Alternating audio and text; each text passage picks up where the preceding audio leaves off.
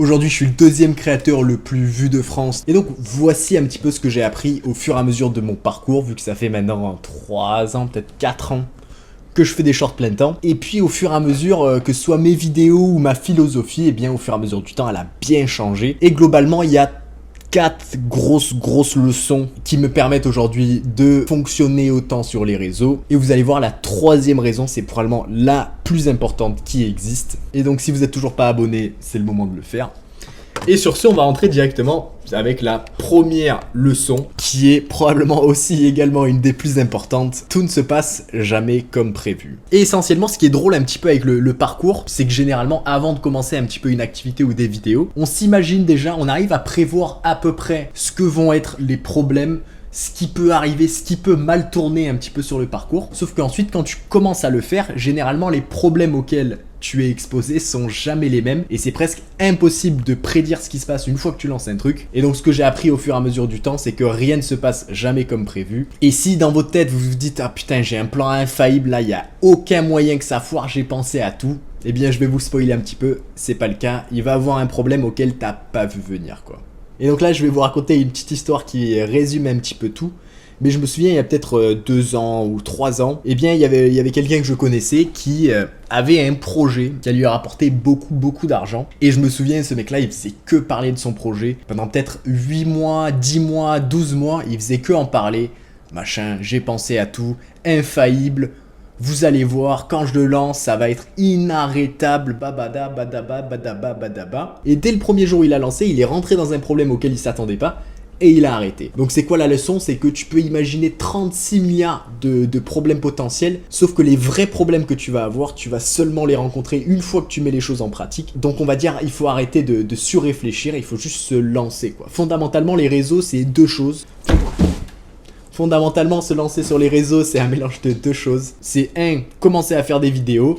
Et la deuxième étape, tout aussi importante que la première, c'est ne pas arrêter de faire des vidéos quoi. Si tu respectes ces 2 étapes cruciales, essentiellement, t'es garanti de réussir sur YouTube, quoi. Trouvez-moi quelqu'un qui fait des vidéos, qui se la donne sur des vidéos, quel que soit le format, short, long, n'importe quoi, podcast, qui fait le truc depuis 10 ans, qui essaie de s'améliorer et qui n'a toujours pas réussi. J'attends encore l'exemple. Et donc voilà, cette petite phrase à la fin là, je trouve que ça résume bien. C'est l'action qui mène à la stratégie et pas l'inverse. Et ça nous en fait venir à la deuxième grande leçon. Et ça, je l'ai surnommé la montagne de la stupidité. Alors ça vient d'où ce terme? Certains d'entre vous connaissez peut-être déjà cette phrase, mais ça vient du fameux effet Dunning-Kruger. Alors l'effet Dunning-Kruger, qu'est-ce que c'est? Eh bien, essentiellement, c'est cette courbe, mais je vais vous expliquer un petit peu plus ce que c'est. Et donc là, ce qu'on a, c'est en abscisse, on a les compétences, le niveau de compétence de quelqu'un.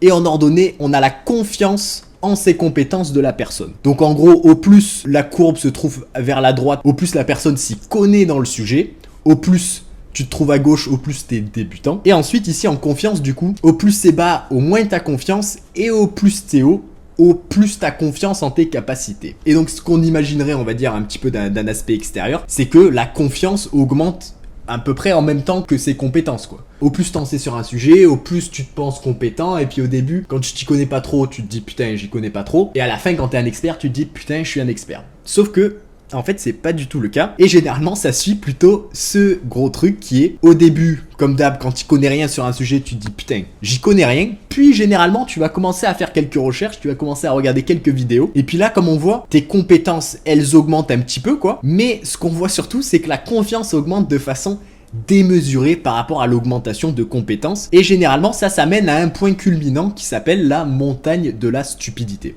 Imaginons tu te lances dans la boxe, peut-être au bout de 1 an, tu te dis putain, je commence à comprendre, je commence à bien savoir, j'ai vraiment l'expertise, franchement je suis un mec très chaud. Et puis ensuite tu prends ce mec qui se croit trop fort, tu le mets contre un mec de l'UFC, et ensuite d'un seul coup, quand il est confronté à un petit peu la réalité du terrain, et ça nous amène un petit peu à la vallée de l'humilité qui arrive après la montagne de la stupidité, dans le sens que une fois que tu développes tes compétences assez, une fois que tu dépasses un petit peu ce stade de débutant, tu commences à voir en fait l'énormité d'un sujet. Moi, pour vous redonner un autre exemple, je me suis lancé un petit peu dans l'achat de caméras quoi. Donc j'ai regardé 2-3 vidéos, je suis arrivé sur la page de vente, je pensais tout savoir. Puis ensuite j'ai parlé du coup à un mec qui est sur le Discord d'ailleurs, le mec qui s'appelle PJ. Puis ensuite il commençait à me parler de caméras.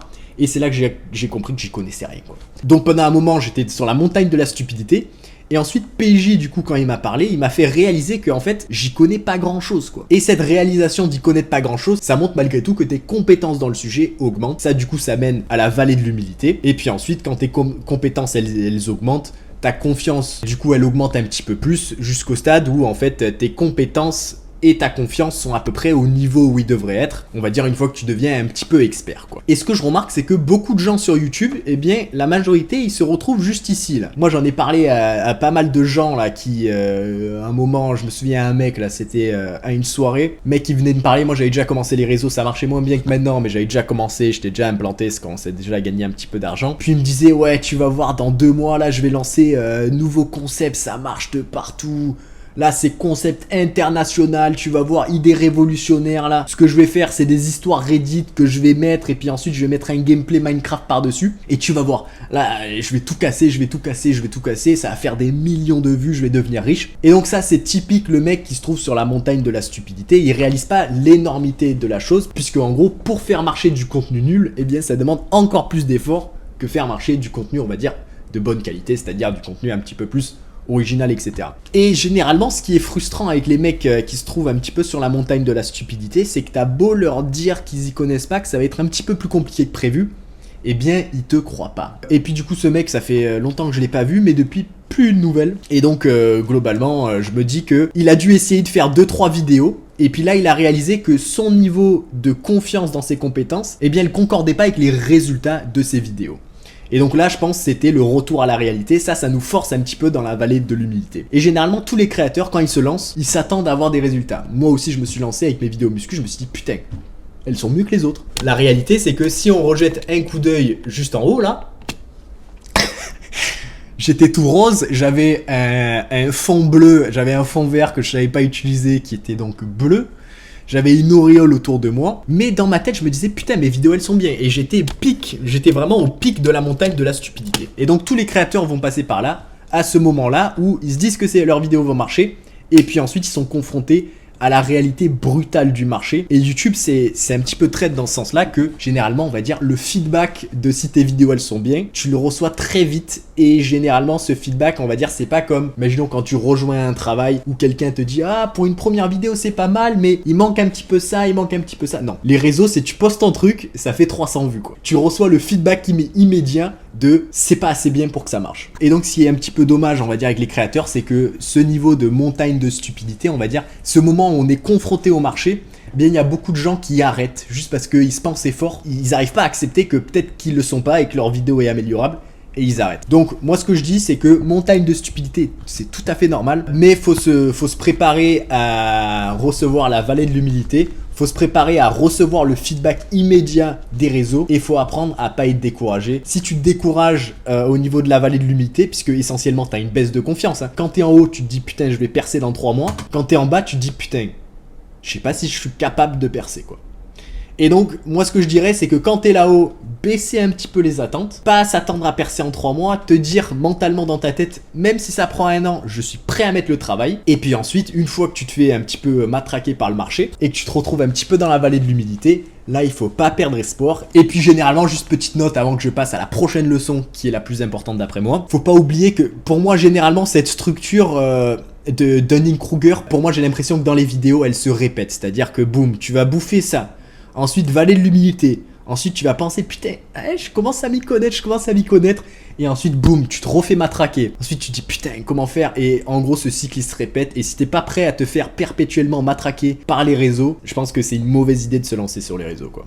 C'est vraiment un exercice en humilité posté en ligne. Pour vous donner un exemple, là, ça fait vraiment un petit bout de temps.